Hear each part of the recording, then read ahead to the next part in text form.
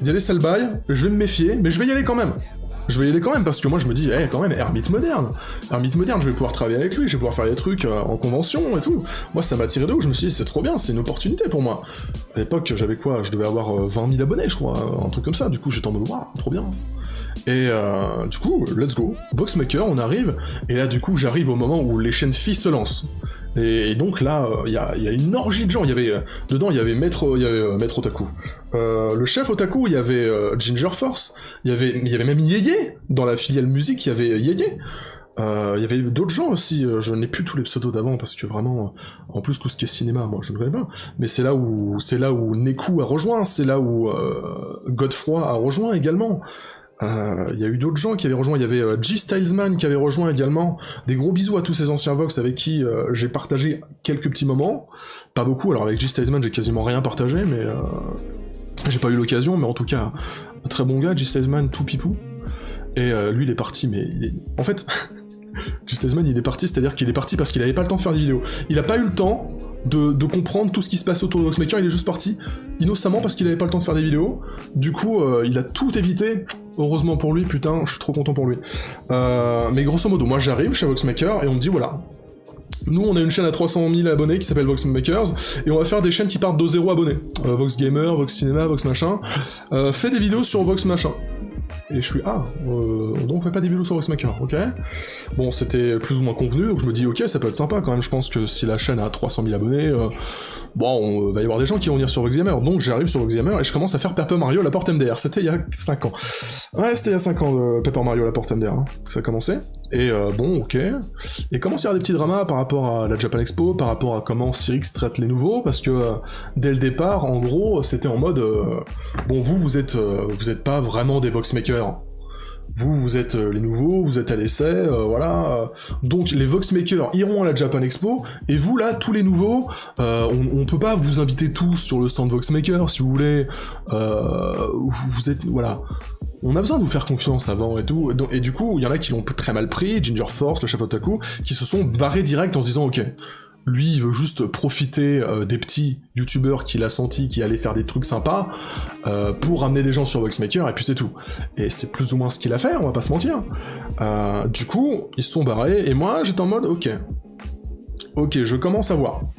Je suis rentré méfiant chez Voxmaker, grâce notamment à des gens comme Gros Cacaboudin, ouais, un pseudo qui fait rire quand on connaît pas, mais grâce notamment à lui, grâce à GCB, et grâce à quelques autres personnes anciennement Voxmakerisées, qui donc ont un peu connu le personnage, j'ai été directement comment on dit déjà, mis en garde. Du coup, j'ai en mode, ok, je vais faire attention, vous inquiétez pas, je vais faire attention. Et je me suis dit, ok, bon, qu'est-ce que je risque à rester? Qu'est-ce que je risque? Au pire, je peux me barrer à n'importe quel instant, et ça m'aura fait un peu de pub. Du coup, je reste, et en plus, bon, bah quand même, Hermite Moderne, tout ça, ils sont super sympas, quoi. Donc je suis content, ils sont de bonne volonté, et puis même Thomas, en soi, à l'époque, il était pas encore névrosé comme il a pu l'être ces 3-4 dernières années. Donc ça allait. Je me suis dit, ok, c'est normal, c'est pas grave, il y a des dramas, c'est la vie, c'est comme ça. Donc j'ai commencé à faire des petites vidéos sur Voxgamers et d'autres vidéos sur ma chaîne, je crois, je ne me souviens plus exactement, mais il me semble que j'en faisais sur ma chaîne.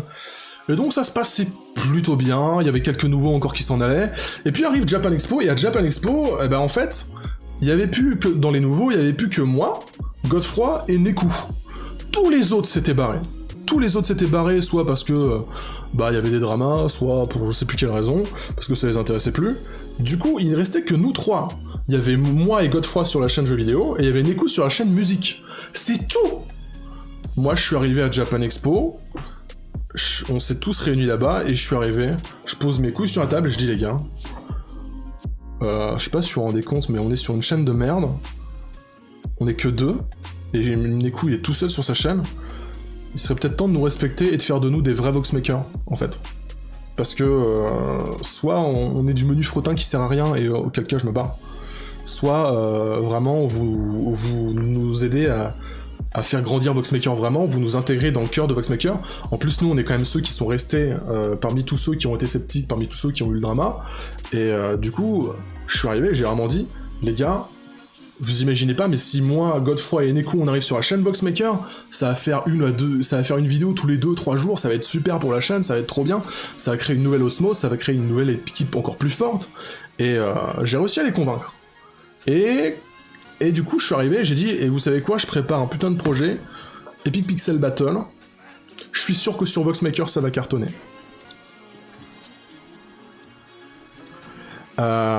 Du coup, ça c'est fait. On est devenus des Voxmakers officiels, on était les 3 seuls à être devenus des Voxmakers officiels, alors que tous les autres qui avaient voulu ça dès le départ, bah, se sont fait évincer parce qu'on était trop nombreux et parce que bon, c'était trop virulent.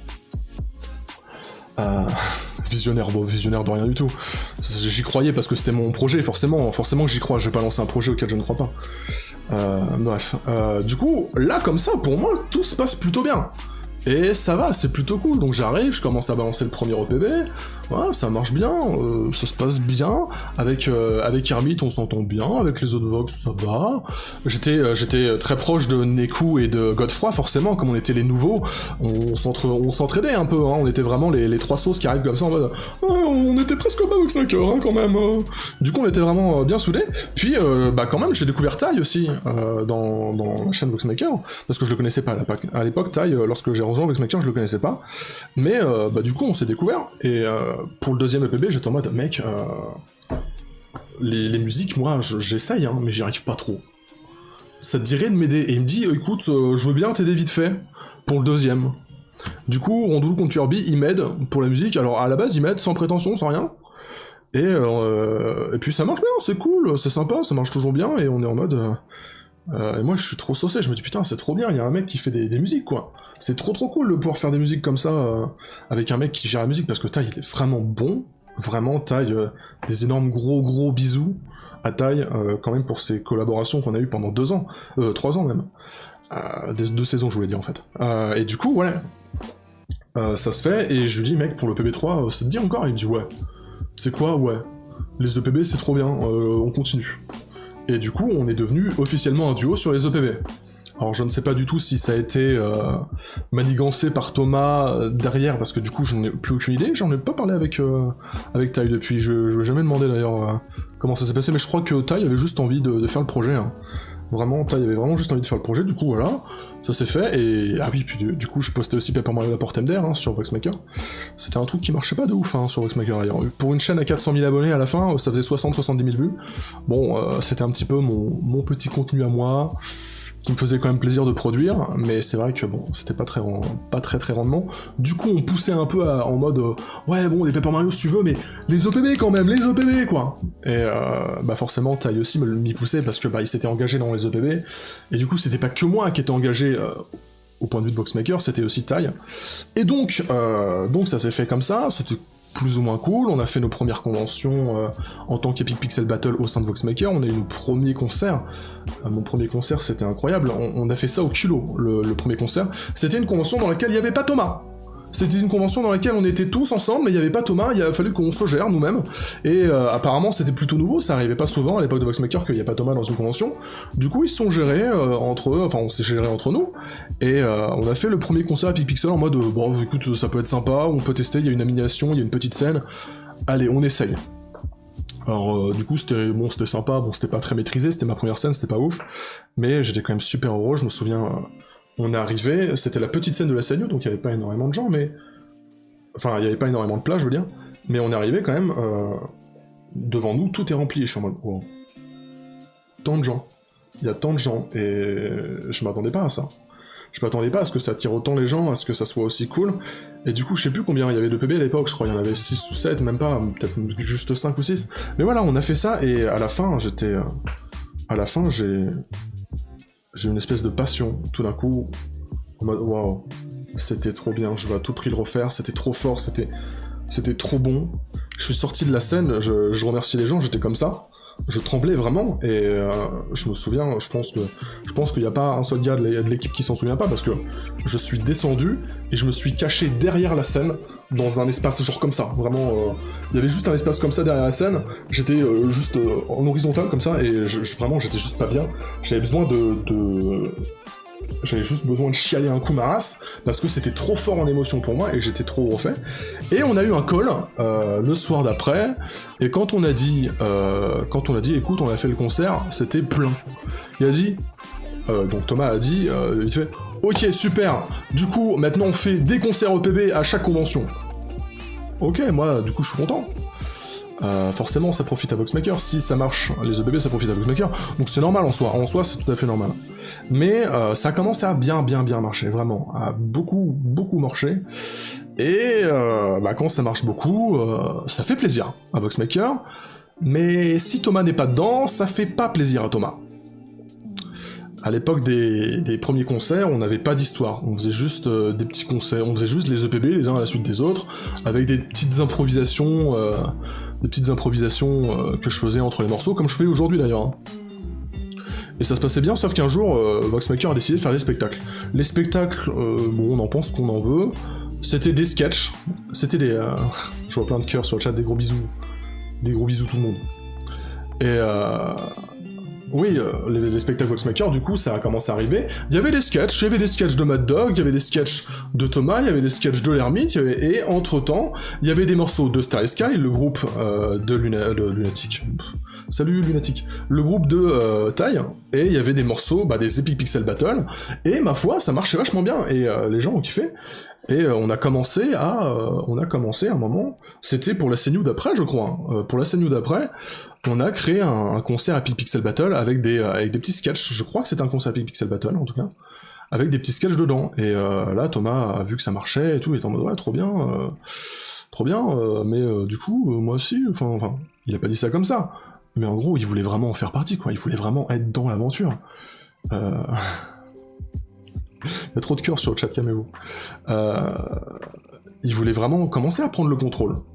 Ça se voyait, ça commençait à se sentir un peu.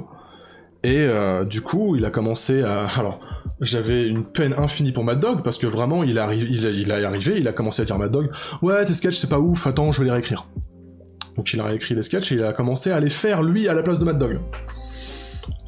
Mais c'était des sketchs quand même où il était sur scène, mais il interagissait avec moi, avec Mad Dog, avec d'autres et tout... Mais il commençait à prendre de la place. Et comme le dit très bien Tai dans la vidéo justement qui est juste là, justement il le dit, le dernier show Voxmaker c'était 50% de sketch de Thomas, 50% de morceaux de tout le reste, de morceaux et de sketch d'Hermite et tout, je sais pas. Mais je les ai pas vus les derniers spectacles Voxmaker, comme j'étais plus Voxmaker. Mais déjà, à mes derniers concerts avec Voxmaker, je sais qu'on a eu de moins en moins de EPB.